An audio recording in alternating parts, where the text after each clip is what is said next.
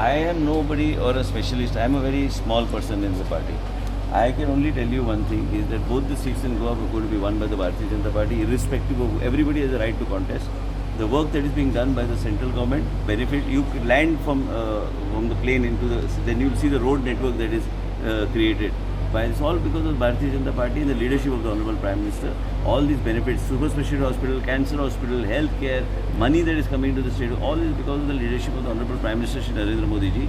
Both the seats, North Goa will win minimum with a margin of more than a lakh of votes. South Goa also will win for the first time with a record margin.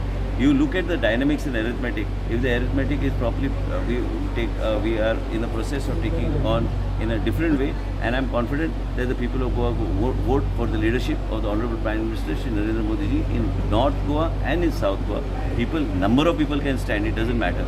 But the margin is definitely going to increase. When we talk about North Goa, I think the Ranes have a special important base. No, I am a member of the Bharatiya Janata Party. My contribution is the contribution to the party.